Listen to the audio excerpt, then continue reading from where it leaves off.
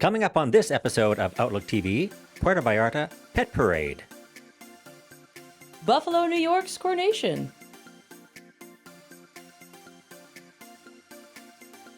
Edmonton Drag Fest, a cultural pride, and much, much more.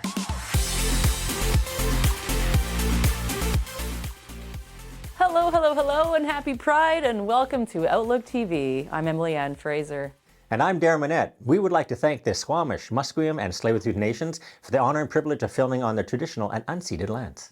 Outlook TV is the queer magazine news show that brings you the stories that matter the most from coast to coast. And speaking of coasts, Mike is all the way over in Puerto Vallarta, and this story features real fuzzies, not the fake ones. It's the Pet Parade.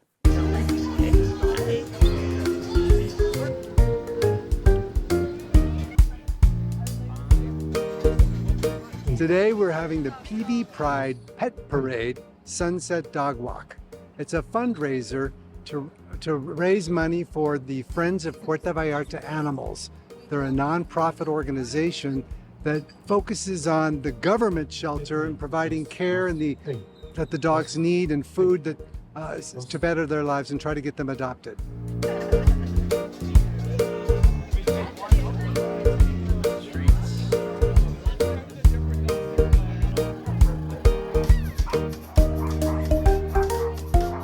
There's street dogs everywhere. They take them off the streets, they give them the medical care that they need, they house them, and then the ultimate goal is to get them adopted. And we provide channel funds to a particular organization every year. Every year we pick a nonprofit to give the donations to, and then we also highlight a local business that's doing above and beyond for the community for dogs' welfare.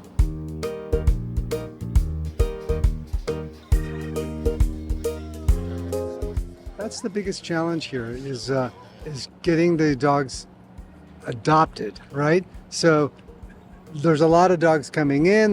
These shelters are overwhelmingly full, and then the challenge is getting them adopted. So this raises awareness. Last year we had a couple of dogs adopted here, and there's also programs where people can take a dog out for a walk. If let's say you're on vacation here and you want to do something different, you want to get the dog out of a shelter, you take a walk on the beach with the dog. So it's also good for the dog and good for the people. And then they have adopt-me vests and leashes on, and a few dogs have been adopted that way. So it's a big challenge to get the dogs adopted.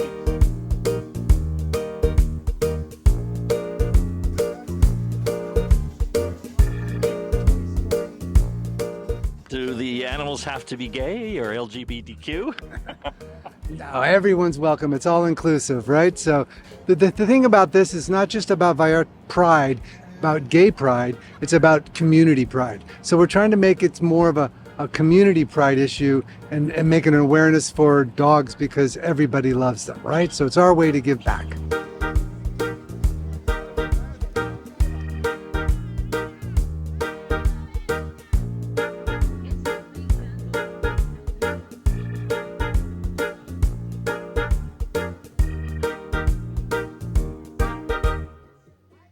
So next up, we're going to talk to T. He's in Buffalo, New York, with the Coronation there. I hear there's a lot of sparkles going on. There's more to Buffalo than buffalo wings, beef on rec, or Niagara Falls. There's the Imperial Court of Buffalo that's celebrating over 33 years of noble deeds and community service. We are at Coronation 33, Leather and Lace. Let's check it out.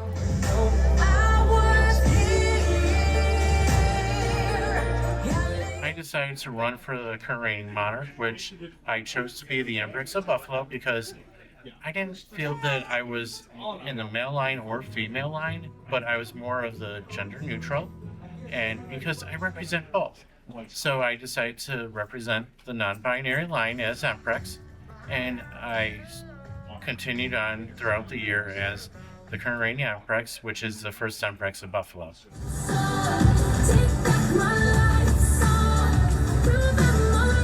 Our candidates for the next reign are ICP 24 and 25, Natasha Michaels, and IPR for reign 33, Lucas Phoenix.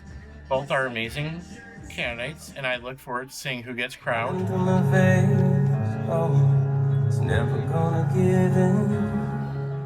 In the Emperor song, I'm going to state something that every emperor reminded me throughout the year, which is the weight of the crown that's placed on our heads as we reign. And then I'm going to dedicate my final fourth song to three few friends that have been there and stood beside me throughout the year, who I can't thank enough for everything they've done. Girl, crazy for me. Our commands tonight include New York City, Connecticut, the Empresses of the ICS. We chose the Empresses because we have two non-binary titles within the organization. We also have an Emperor from Minnesota, an Empress from Edmonton, as well as a duet by two Empresses from different states, which include Minnesota and Iowa, coming together as one.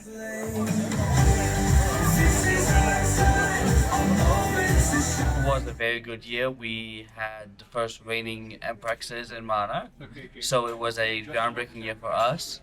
We had a lot of different outgoing events, especially ones at the Bill Stadium where we raised money via 50-50, spaghetti dinners, a lot of leather and bears coming out to support us.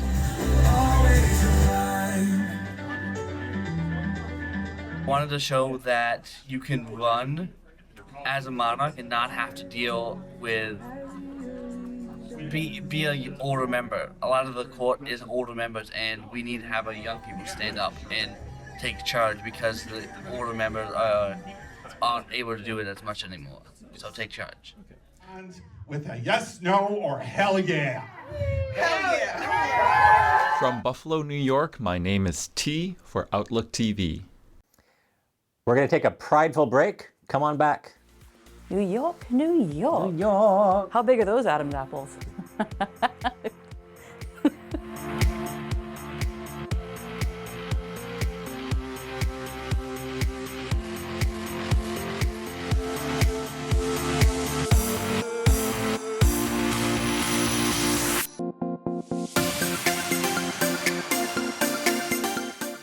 Welcome back to Outlook TV. Hey, Darren, what's another word for a queer radio news channel? I don't know. What is it? Free queerencies. Darren's got this next story. Hey everybody, it's Darren here for Outlook TV. I'm here at UBC at CITR Radio. It is Canada's longest running queer radio station. I'm going to be talking with Barb Snellgrove and DJ Denise, and we're going to get a little bit of information, find out how you can get a hold of these guys, maybe do a little listen, maybe get involved. It's all going to be good. It's radio. What could be wrong? Thanks for coming. I'm glad you're here. Well, Queer FM is Canada's longest, our show is, Queer FM is Canada's longest running queer radio program. It has been on the air for 30 some odd years, and we have interviewed so many people. I started coming on doing Oscar broadcasts with my picks and wins and fashions and who I think is going to win and all of that kind of stuff. And that rapidly morphed into a greater part, and then I became co-host alongside Erilyn Saint, who was the producer, the next producer and host. And then that morphed, Jared came on board. That was when I think we had our biggest, that was a crazy time. That show really clicked.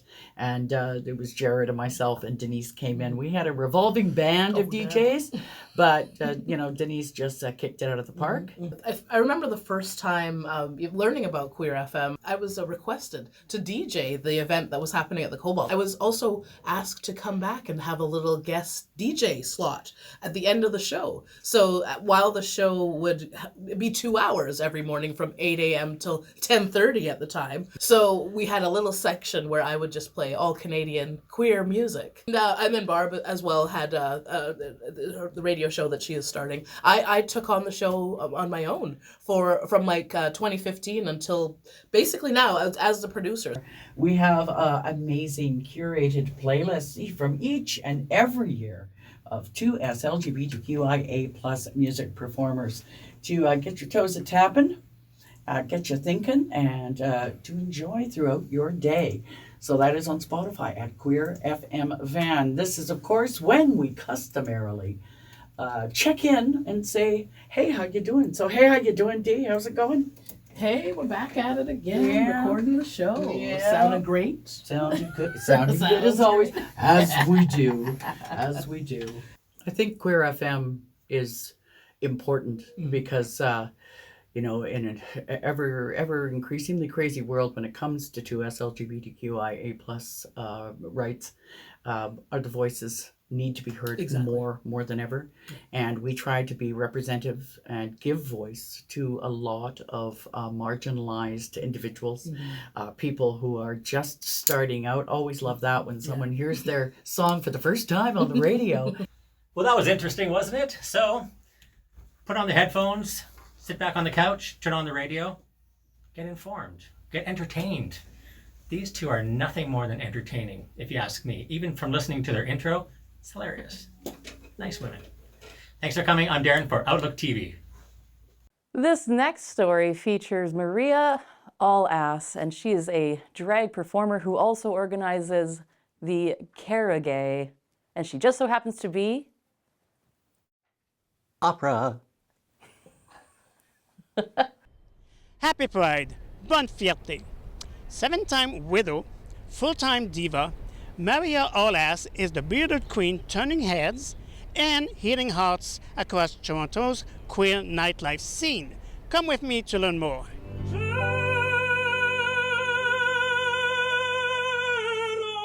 The real diva, Maria Callas. So she always inspired my life. As I'm an opera singer, I studied opera for many years. That's what I do as a drag queen. The manager of the Duplex in Paris who told me, you're an opera singer, you're doing drag, why don't you do both at the same time?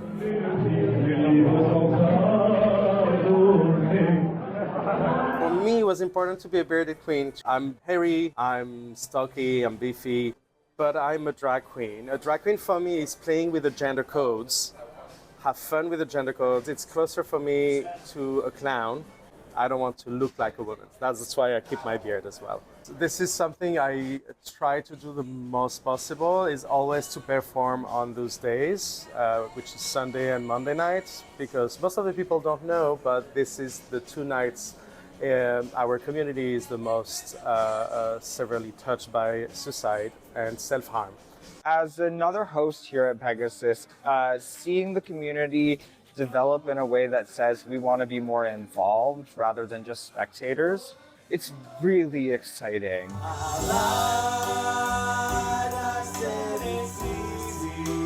People who come here and let it go, it's freeing, and it's really a great vibe to be around, especially with Maria.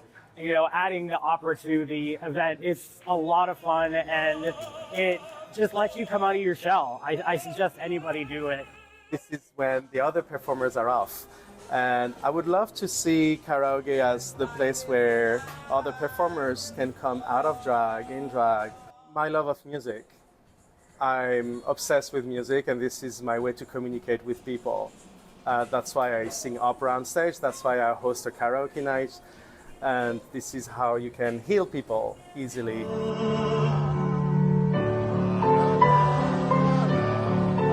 When I see someone take the mic for the first time, it's absolutely amazing.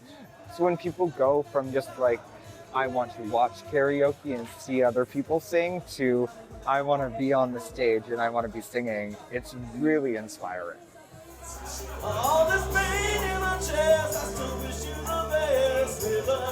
So I feel like having a welcoming space like this definitely makes people be able to open up more, especially in an environment like karaoke.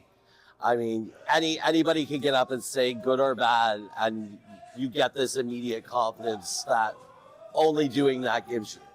I was in Manchester, and I was, for the first time in drag, out on the street alone. Two people crossed the street right towards me and stopped me on the street. And they told me, you have no idea how it means for our kid who's LGBT to see people like you on the street and showing who you are. That was one of the most emotional moments, and I knew that drag queen was the art form I wanted to do to be an activist. Thank you for being with us. This is Andre Tardif in Toronto for Outlook TV. Well, we're going to have to take a little break after that. Oh, wow. I didn't know you were an opera singer.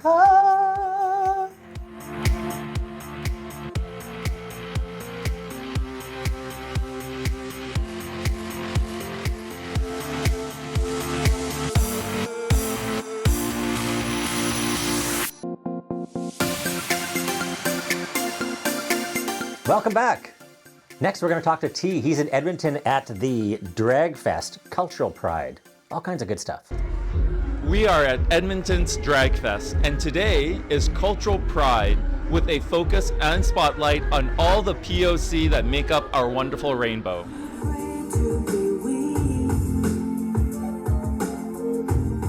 We have so much programming that we have to break it into 3 days. There's no way we can pack it into 2. Friday was our cultural celebration day, where we showcased our Indigenous brother and sisters, and we also showcased other cultural groups that joined us, our Filipino House, Black Pride YYC, Randy Pride from Calgary, and then some local cultural performers. It was a beautiful experience on Friday. Strawberry mango life, let's go. Here we go. You know, Queen Kong, you know, my journey, you know, the thing that I champion above everything is culture. You know, I love representing my people. I think storytelling and Indigenous storytelling is so important. And for our people who are queer, you know, it's amazing to see representation of what that looks like in this format, you know. I feel like drag is very mainstream now, you know, it's very trendy, but I feel like the roots of drag really aligns with our values as cultural Indigenous people. And so I try to bring all of my ancestors with me when I'm traveling. So that's what I think about cultural drag. Yeah, most places in the world have interesting relationships with Indigenous people in general. I feel like if you look for things, you'll find it. You know, so I don't look for things. You know, and I think the thing about words and what people's opinions are, it's just really none of our business. You know, I think we do what we do for our people, and we make sure that we make space. I know that after I make the couple of steps that I make, you know, people behind me are gonna succeed in it.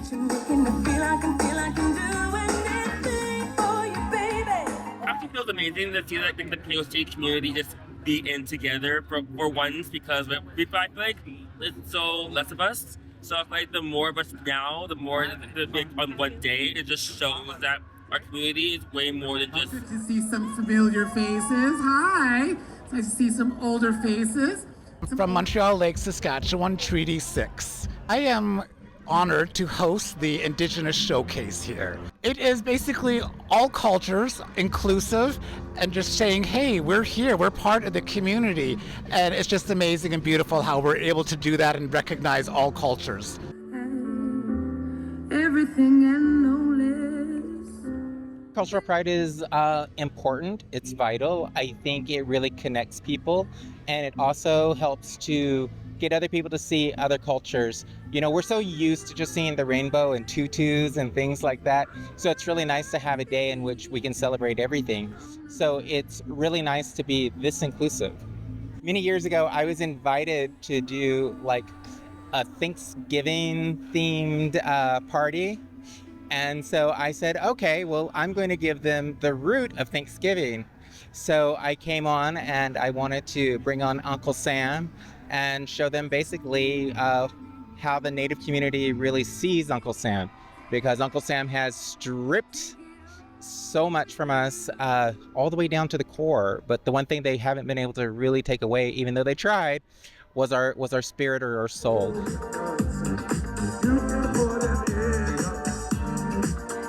From Edmonton, my name is T for Outlook TV.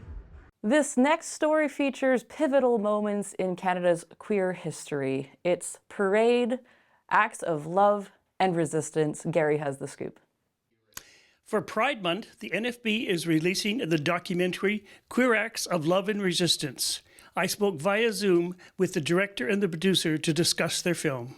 Parade is about the history of the 2S LGBT movement in Canada. So it starts in the late 50s and it really comes all the way up to today, looking at milestones, key moments from coast to coast with interviews of over 40 different activists. Vu qu'il n'y avait pas de département de lesbiennes, il m'a envoyé dans le département des schizophrènes. Et puis, c'est là que l'enfer a commencé.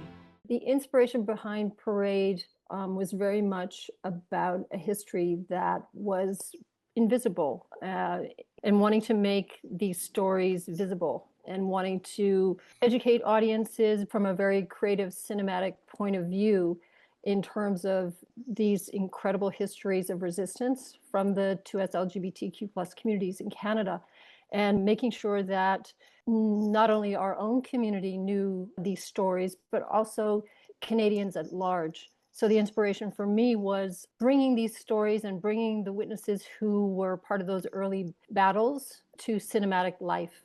I think from the get-go, Parade was designed for impact on audiences who wanted to learn how we got here, whose shoulders that we all stand on, who were the activists who came before, and how were the rights that we enjoy won.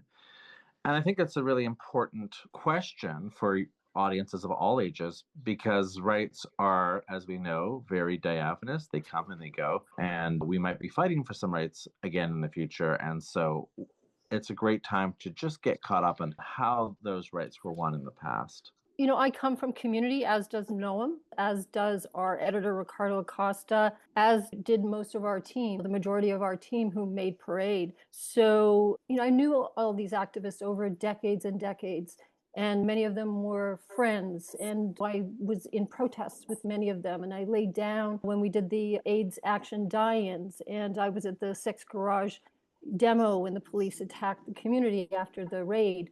So we come from community, and the way that we build trust is by being part of community. It's not going into a community and extracting a story, but it's actually being from community and having a different kind of investment, a very personal investment and a lived experience with the story that you're telling. Really, what I want to do is I want to encourage people from our communities to get out there, tell our stories. You know, we need to hear them. And, you know, I really want to encourage people to tell our stories. It's going to be released in terms of broadcast on June 22nd on TV Ontario. It'll also stream on nfb.ca starting at the end of June. But that does not mean that you cannot organize and request to have a screening in your community where you sit actually in the theater with people and you have a conversation afterwards and you come together in person, as we say in real life, you know, to be together and to experience Parade on a big screen or even on a small screen. Watch for local screenings of Parade. This is Gary Wolfhader for Outlook TV. What? We have to end the show, but it's Pride. Ugh. Well, that's all the time we have left for this episode of Outlook TV, but as always, we will be back. Yes, and if you want to catch up with us, check out our socials, and if you'd like to come and volunteer with us, even better.